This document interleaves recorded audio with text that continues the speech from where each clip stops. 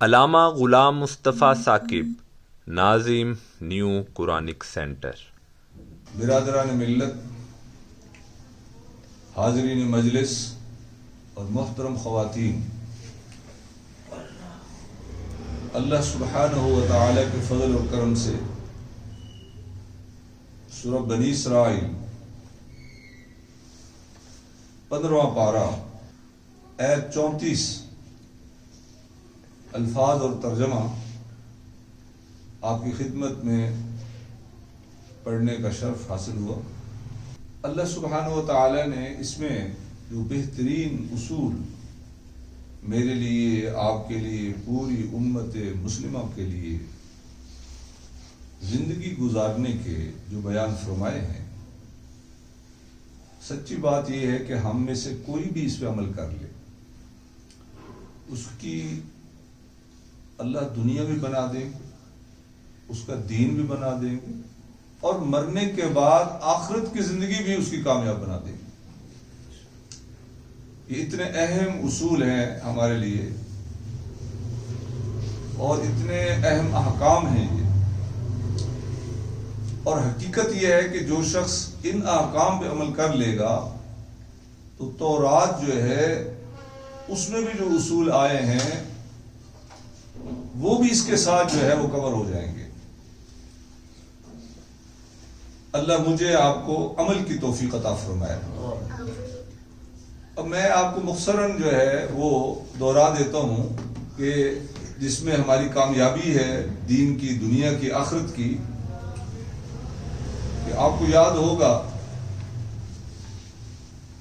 تو پہلا ہم نے درس دیا تھا وَقَضَىٰ رَبُّكَ أَلَّا تَعْبُدُوا إِلَّا إِيَّاهُ وَبِالْوَالِدَيْنِ إِحْسَانًا۔ توحید پر ایمان اور شرک سے بچنا ساری زندگی ہر مسلمان کا فرض ہے، اور یہ میں بیان کر چکا، اب تفصیل میں نہیں جاؤں گا، مختصراً بات کر کے بات کو آگے بڑھاؤں گا۔ قیامت والے دن ایسے لوگ بھی آئیں گے جن کے پاس سوائے توحید کے اور کوئی نیکی نہیں ہو، شرک سے بچتے رہے ہوں گے، وہ شرک جلی ہو، وہ شرک خفی ہو، اس سے بچتے رہے ہوں گے، لیکن اللہ کی توحید پر ان کی موت واقع ہوگی۔ تو حدیث میں آتا ہے اللہ سبحانہ و تعالی جو ہے ان کی اس نیکی کی وجہ سے ان کے سارے گناہ اپنے فضل سے معاف فرما دیتا ہے اور ان کو جنت میں داخل ملتے ہیں۔ اتنی بڑی یہ ہے اللہ کی نعمت، جو خوش قسمت ہیں لوگ جو اللہ کی توحید پر دنیا میں پورے ورلڈ میں قائم ہیں۔ وہ بدقسمت ہیں جو شرک میں مبتلا ہیں، آج بھی ان کے لیے موقع ہے توبہ کر لیں اور اللہ کی توحید کو اپنا لیں، اور محمد الرسول اللہ صلی اللہ علیہ وسلم کا جو طریقہ ہے اسی میں کامیابی ہے۔ اللہ کے حکموں کو اور نبی مکرم صلی اللہ علیہ وسلم کے حکموں کو ماننے میں کامیابی ہے۔ اطیعوا اللہ و اطیعوا الرسول، اللہ کے حکم کی اطاعت کرو اور محمد الرسول صلی اللہ علیہ وسلم کے حکم کی اطاعت کرو، تو نتیجہ کیا ہوگا؟ کامیاب ہو جاؤ گے دنیا میں بھی، آخرت میں بھی، اللہ کی مدد آ جائے گی۔ دوسرا جو حکم ہے اللہ تعالیٰ کے بعد سب سے بڑا حق ماں باپ کا ہے، ان کے ساتھ حسن سلوک کرنا۔ ماں باپ جو ہیں میرے لیے، آپ کے لیے اس دنیا میں آنے کا ذریعہ ہے۔ اللہ خالق ہے، ماں باپ کو ذریعہ بنا دیا، وہ پرورش کرتے ہیں ایسی حالت میں جب کوئی بھی انسان بچے کو لینے کے لیے تیار نہیں ہوتا، اللہ ان کے دلوں میں بچوں کی محبت پیدا فرماتے ہیں، ماں کے بھی اور باپ کے بھی، اور نتیجہ یہ ہوتا ہے کہ ساری زندگی وہ جو ہے بغیر کسی نفع حاصل کیے بچپن سے جوانی تک ہمیں پہنچانے کا ذریعہ بن جاتے ہیں۔ تو اس لیے سب سے بڑا حق جو ہے وہ خوش قسمت ہیں وہ بچے، وہ خوش قسمت ہیں وہ لوگ جو ماں باپ کی قدر کرتے ہیں، پھر اللہ ان کی دعا سے ان کی قسمت بدل دیتا ہے بچوں کی۔ اس نے فرمایا کہ باپ کی رضا میں اللہ کی رضا ہے، باپ کی ناراضگی میں اللہ کی ناراضگی، ماں کے قدموں تلے جنت ہے۔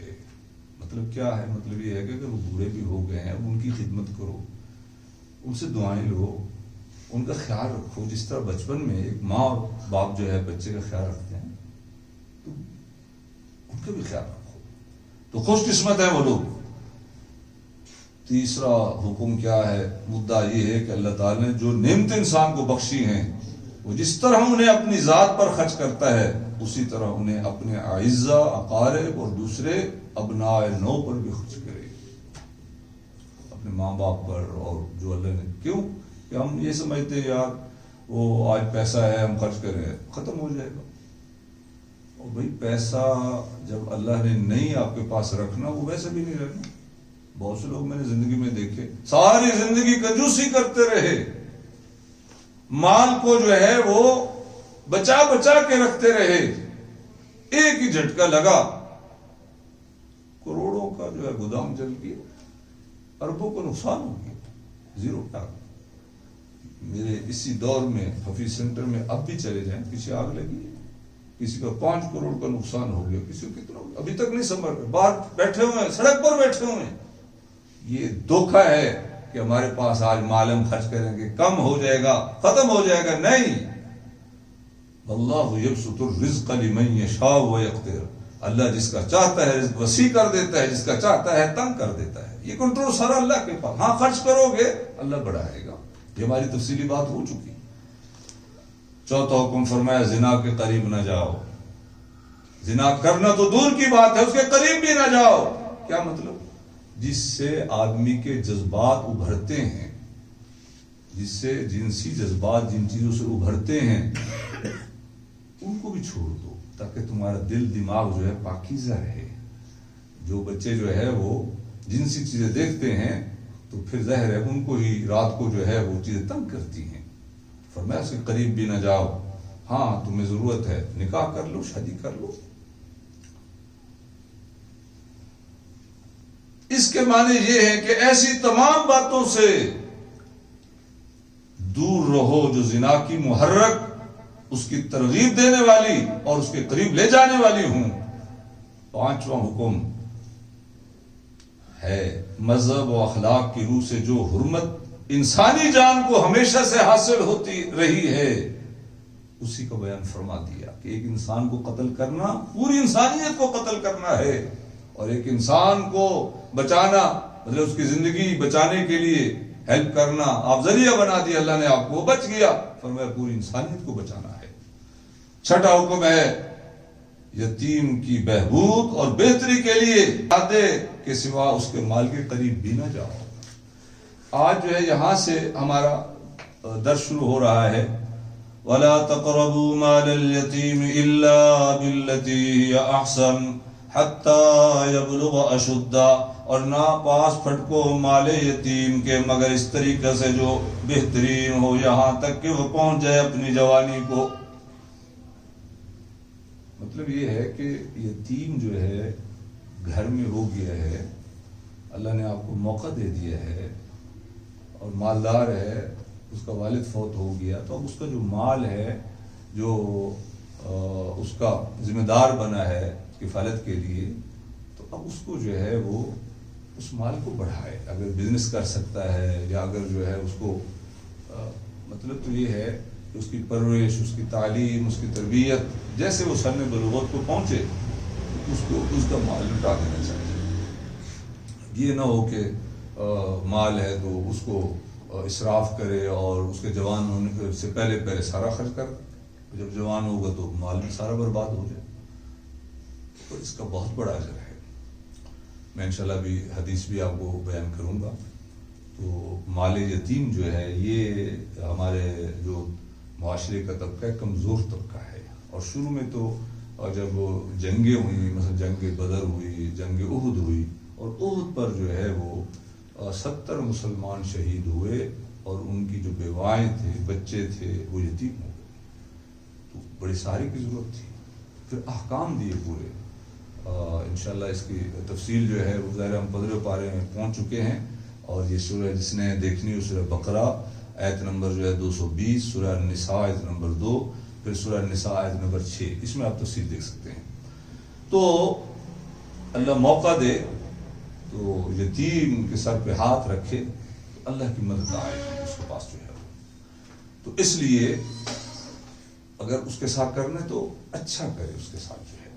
وَلَا تَقْرَبُوا مَالَ الْيَتِيمِ إِلَّا بِالَّتِي هِيَ أَحْسَنُ حَتَّى يَبْلُغَ أَشُدَّهُ، اور نہ پاس پھٹکو مال یتیم کے مگر اس طریقے سے جو بہترین ہو، یہاں تک کہ وہ پہنچ جائے اپنی جوانی کو. جب جوانی کو سن بلوغت کو پہنچ جائے. اب دیکھیں بعض بچے ایسے ہوتے ہیں کہ بالغ ہونے سے پہلے ہی اللہ نے ان کے اندر ایسی صلاحیتیں رکھی ہوتی ہیں کہ وہ اپنا مال سنبھال سکتے ہیں، دے دینا چاہیے. بعض ایسے ہوتے ہیں کہ وہ بالغ ہونے کے بعد بھی ان کا بچپنا نہیں جاتا، وہ انتظار کرنا چاہیے تاکہ مال تباہ نہ کر دے. تو یہ ضروری ہے.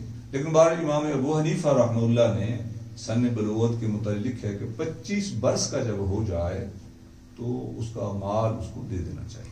باقی ائمہ نے کسی نے زیادہ بھی عمر لکھی ہے اس سے بھی، لیکن میں جو بنیادی بات میں سمجھتا ہوں وہ یہ ہے کہ اس کے اندر وہ صلاحیت ہو مال کو خرچ کرنے کی، سنبھالنے کی، مال کو بڑھانے کی. وہ پتہ چل جاتا ہے بچوں میں کہ یہ بچہ جو ہے وہ اس قابل ہے کہ یہ نفع نقصان جو ہے اس کے اندر وہ صلاحیت موجود ہے. اگر وہ ہے تو اس کو جو ہے پھر مال دے دینا چاہیے تاکہ اللہ تعالیٰ کا حکم جو ہے وہ پورا ہو جائے.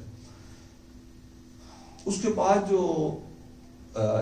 جو حکم ہے 7واں حکم کہنا چاہیے عہد کے بارے میں ہے. یہ پوچھا جائے گا انسان کو قیامت والے دن جو ہے. اب عہد سن لیجیے.